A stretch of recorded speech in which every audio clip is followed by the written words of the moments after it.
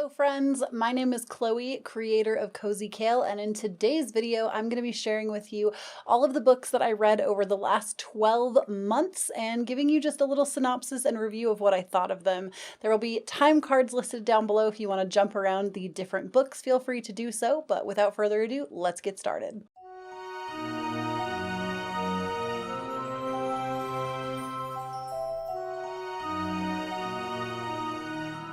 Alright, I'm gonna be real with you guys. I said this year, 2019, that I wanted to read 24 books this year, and I definitely fell very short. I actually only read 12 of the 24 books this year, and I'm not mad about that. I feel like that's like actually quite a bit. That's at least one book a month, and some months I read more than that, and some months I didn't read at all. So I feel like I really did balance out well. However, going forward in 2020, I'm going to set the bar high again and say 24 books. And let me know by giving this video a like if something you guys would be interested in maybe is doing like seasonal book hauls together. I saw this on Renee Amberg's channel and I really like what she does there with books. I also really love reading. Girl, I'm a Sagittarius rising and a Gemini moon. I am like the forever student. And so I'm here for knowledge and learning, and especially delving into self-help. But she does this thing where basically quarterly, every season she gets like X amount of books, and then that quarter she will read those books and then do another video. Like she does a book haul video and then she does a video where she shows them off and like tells you what she thinks of the books that she read. And it's kind of like a virtual book club, and I've always loved that idea of like sharing reading with you guys in that way. So let me know going forward in 2020 if that's something you guys want to see by liking the video, and then I will know. But all right, let's go ahead and get started. I am going to show you these books in the order that I read them this year, and the first book that I read this year was actually one that I struggled really hard to get through, and that was Sacred Powers by David J. I don't know how to say his name, I'm very sorry. But this book, I will tell you, was interesting. He basically goes over, David, in the book, different meditative techniques, and it is the 5 secrets to awakening transformation. Now, I'm gonna be real with you guys. I do meditate, but I do kind of my own variation of meditation, and sometimes I just don't have all that time during the day to sit down and meditate for like 20 minutes at a time and call back all my power and do all this stuff. And I think it's a beautiful practice. I think the things he teaches in the book and the principles he teaches are very true and very real for a lot of my own spirituality and what I believe and how I perceive the world. So we are very much in tune, but at this point in time, I haven't really implemented a lot of the practices that he talks about. It's just not where I am on my journey. Maybe this book was like too far advanced for me. And so it just didn't really hit me the way that a lot of books do. I tend to be someone that really likes to read books that lay out like a conversation, especially in terms of like self-transformation and self-help. So this book just didn't hit me that way. But if you are looking to like up-level your meditations and definitely learn more about the metaphysical and energy work, I would say that this is a really great book for that. It's a very gentle approach. And honestly, David, even on his website, has like free guided meditations that you can listen to. It just wasn't a book that was like, oh my God, I can't wait to read it again. You know, it was hard for me to get through because it just wasn't very entertaining. It was more like knowledge seeking. And though sometimes I like books like that, this one was just, it was just really hard for me to get through. The next book I read this year was one that I talked to you guys about so much. Out of all the books I think that I read this year, this one was the one that impacted me the most. This is Light is the New Black by Rebecca Campbell. She also has a tarot card deck that I use in my readings, and she's coming out with a new one next year. Not sponsored, I just really love her work. But this book, you guys, and I've said this before, but I'm going to say it again. This book honestly was the book that made me choose to leave everything that I had built in the gaming industry industry and totally turn my life around and go in a new direction because I was so unhappy and my life was not going in a direction that I was like, could see myself being in long term. And she just really it's a very conversation styled book. It's like you're sitting down with a friend. It's a very easy read. It's also a Hay House book, which like anything from Hay House, I've always loved. But she just really, like, in a bunch of small collection of essays, just teaches you to connect with your soul and connect with yourself in a way that is so powerful and moving. You just want to go run as fast as you can after all of your dreams. Like, if there's any book in this pile and you're somebody who like loves self-help, this is like the number one that I read. So definitely check this one out. By the way, all of the books that I talk about today will be linked down below for you guys. They are affiliate links. It doesn't cost you extra to purchase them through there. But if you're thinking about buying any of these books, please purchase them there. It gives me a little kickback and actually helps me and the channel. And it doesn't cost you anything extra to use them.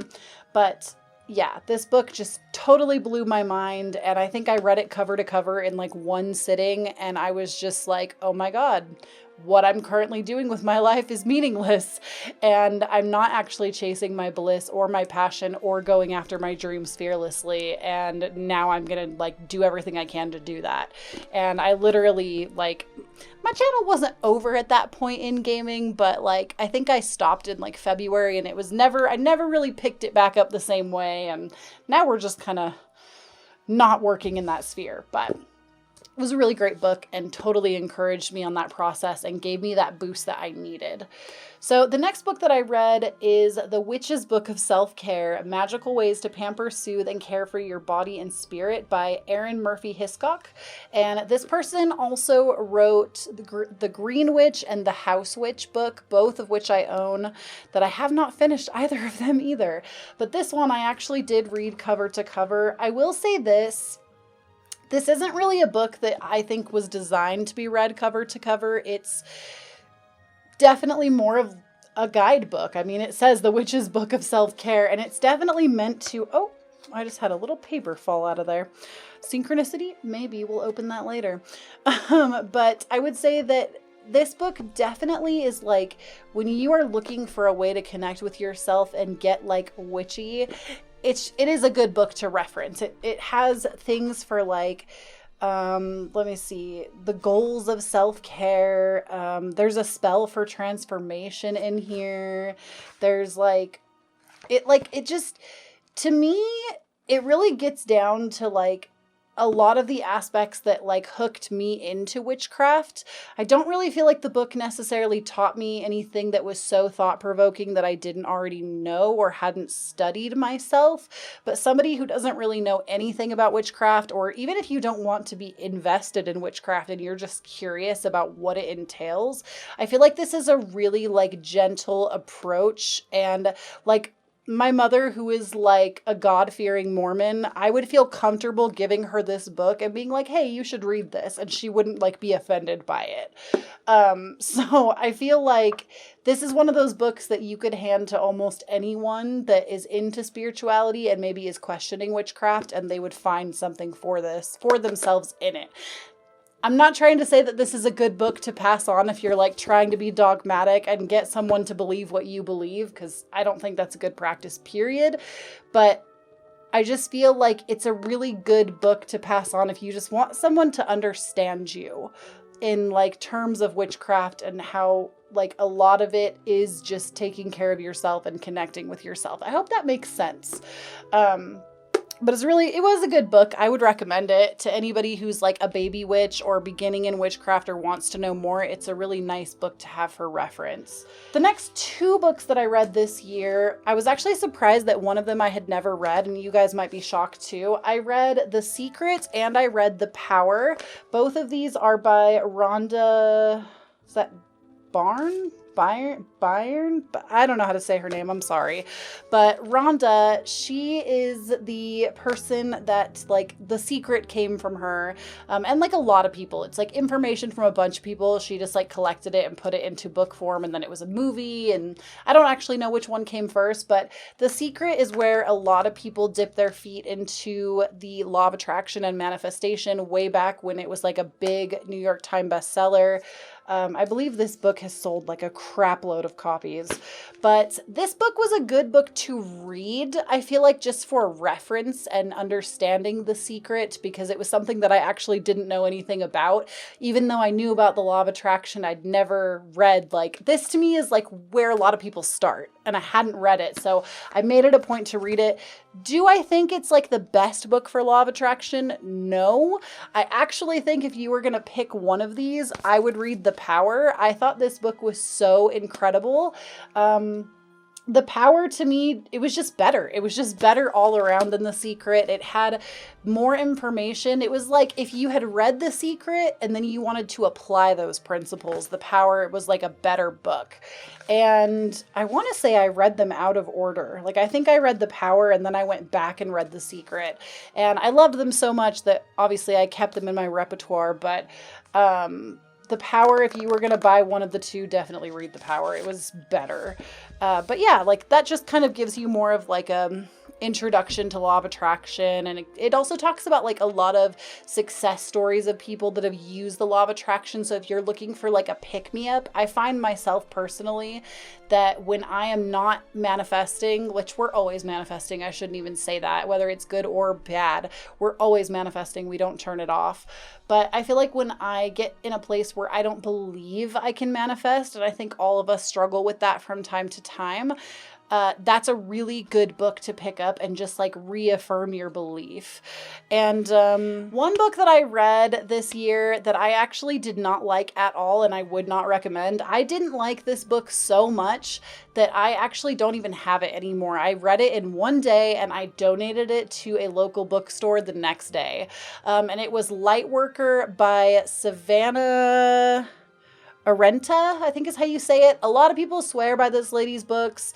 She talks a lot about light work, but honestly, something about this book just made me feel not safe. I don't know how to explain it. I get really scared of like certain paranormal things, and she talks about them a lot in this book, and it scared me. It scared me more than it helped me understand light work.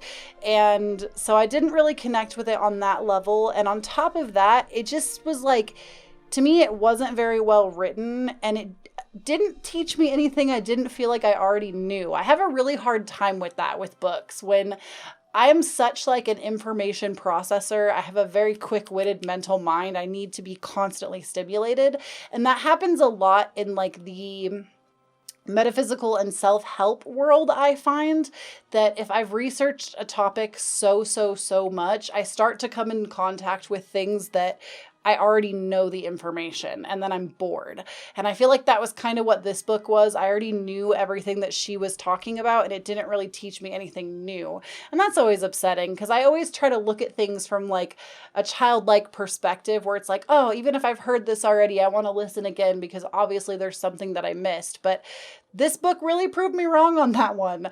And I was highly disappointed, especially because I bought it from Barnes & Noble. And you know that when you shop at Barnes & Noble, like those books do cost a little bit more than if you bought them somewhere else. So I was highly disappointed by that book, and it just sucked because I also felt very drawn to it. And I was like, oh, like, I'm such a superstitious person. I believe everything happens for a reason. And so I was like really disappointed that the book disappointed me. So would not recommend, but I still read it this year. Another book that I read this year that I actually don't have on me currently, but I do still have it, it was a really great book, is Think and Grow Rich by Pam Grout. Now, a lot of people in the law of attraction and spirituality community talk about, it's Think and Grow Rich. A lot of people in the law of attraction community talk about Think and Grow Rich. That is not the same book. That is a book by Napoleon Hill that I have not read that I would like to read. But Think and Grow Rich by Pam Grout is a 30-day guide to just expressing gratitude to bring about your manifestations. And it was just a really great book. I actually lent it out because I liked it so much that's why it's not with me right now. I have a friend that's actually borrowing it, but it's just like 30 days of gratitude, or 30 different exercises of gratitude. And I'm always somebody that really loves to study different methods of manifesting. And I feel like that book really gives you you a lot to work with. And it was just like one of those really quick reads that was just like really refreshing and something that just like sparked my curiosity and interest for a few days. Like it was another really quick short read, but I loved it. It was really good. 10 out of 10 would recommend. Recommended it so much that, like I said, I let somebody else borrow it and it's not here. So another book that I read this year, I actually made a whole video on. So if you want to watch that, I will link a card up here for you guys. But this is The Empath Experience, What to Do When You Feel Everything by Sydney Campos. This book I feel like was a really great introduction to being an empath and what that means. I will say this, the more information throughout this year that I've gathered about empaths, I feel like this book doesn't go as in-depth as it could have. And I definitely think there are other books that I would like to read. There's one that was recently recommended to me that I think I actually will pick up for next year. But it was still really great if you are curious about empaths, what they are, what it means, if you think you might be one. This is a great jumping off point. And like I said, I have a whole video on this. If you guys want to watch my like review and what I talk about, I will link that video for you guys, but it was a good book. Another book I read this year, I want to say I also made a video on this book, and this is Brain Over Binge by Kathryn Hansen. I'm going to be really upfront with you guys. I struggle really hard with food addiction, not necessarily binge eating, even though those things can go hand in hand, and I have definitely been through phases where I have binge eaten. This book was a really helpful companion to understanding the intricacies of binge eating and how we can actually reprogram our neuro pathways to stop binge eating. Health is something that I take very seriously in my life. It's something that I enjoy studying, so I have a few books in this stack that are about like stuff like this. I want to say I have another video on my channel though where I already talked about this book and how like thought-provoking it was, so I will link that in the cards as well for you guys. But if you struggle with binge eating, it's a really great book to read, and I feel like in a lot of ways it goes over things that like even traditional therapy doesn't talk about, or like I can't remember what the specific term is, but there's like that basic type of therapy that cognitive behavioral therapy. It's more than that. Like there are topics in here that I feel like are just really beneficial that I'd never heard about anywhere else.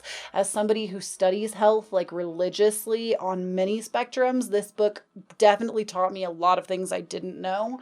And like I said, it talks a lot about like neuroscience and neuro pathways and how you can begin to reprogram your neuro pathways to stop binge eating. And I actually believe, and I still stand by this, that this book was what cured me from binge eating. I still struggle with food addiction, but that is a little bit different. And eventually on my channel, you guys will hear more about that. I don't know when, but I've been working slowly on a series around my own food addiction. So, maybe that will see the light of day someday and maybe it won't.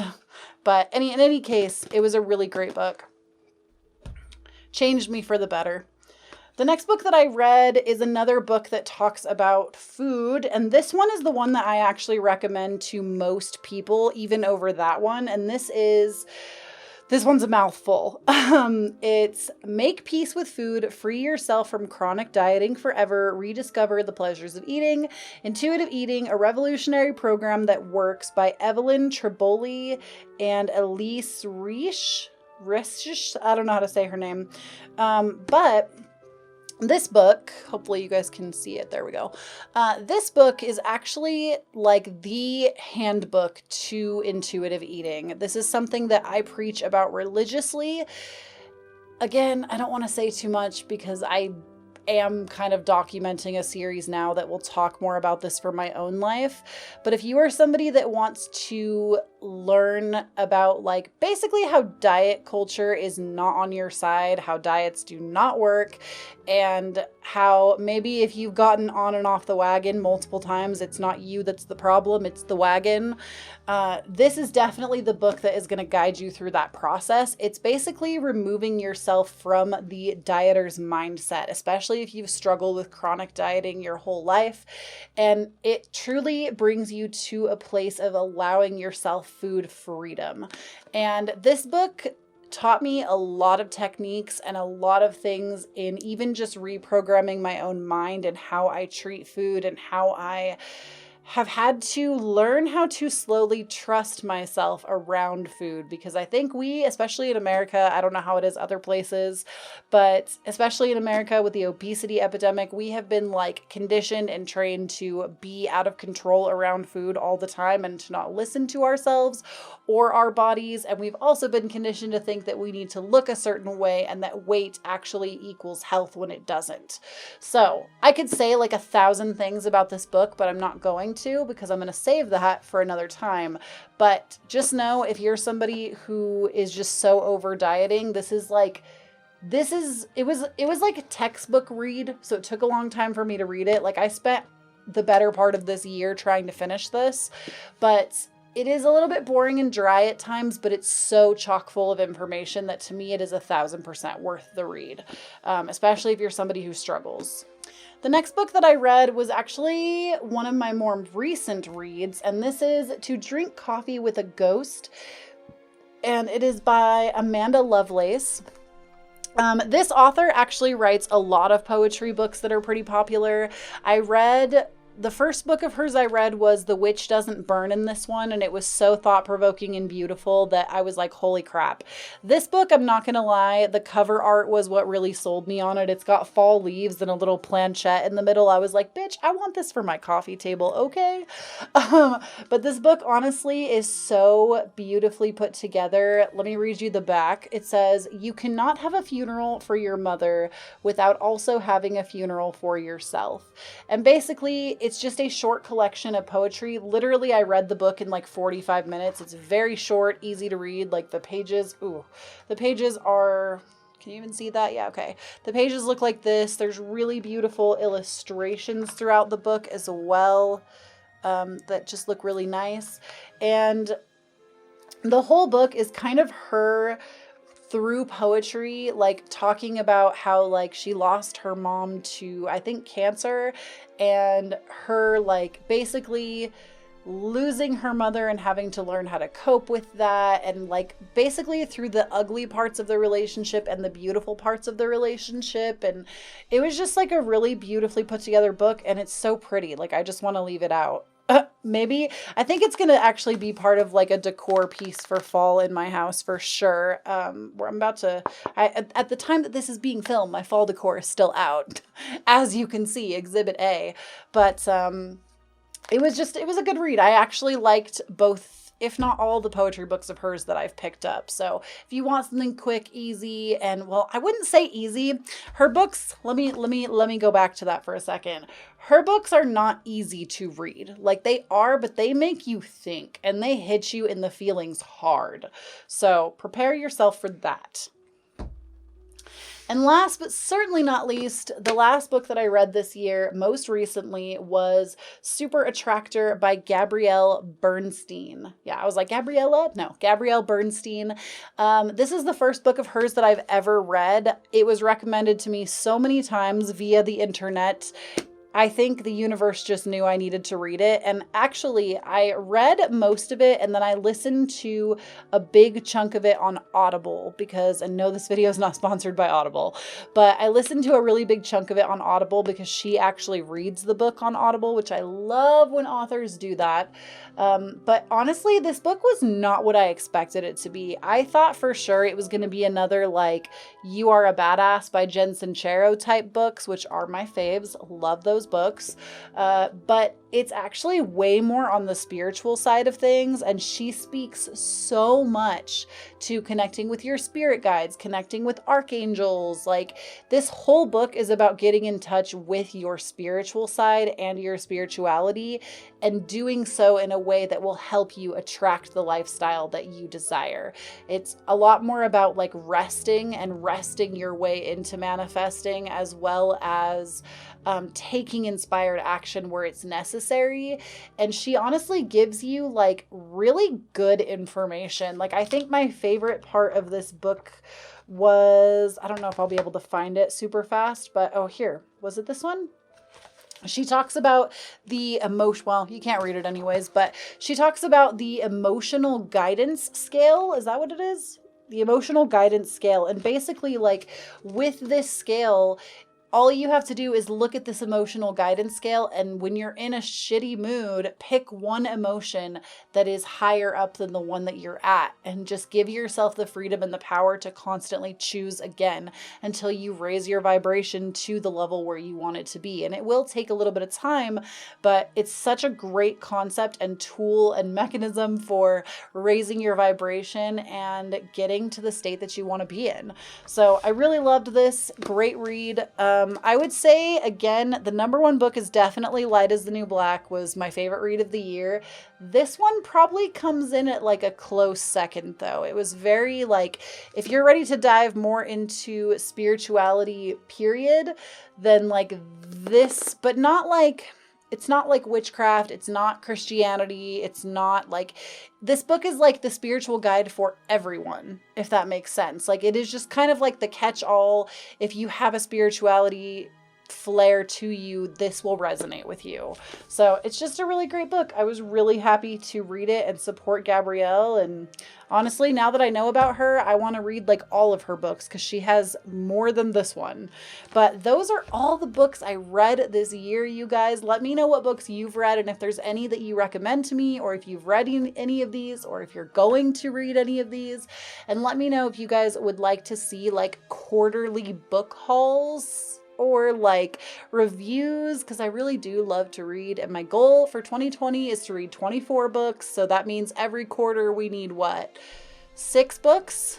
Yeah, we need 6 new books every quarter to read. And some books I actually have that I need to read. So let me know if you guys want to see those coming in 2020.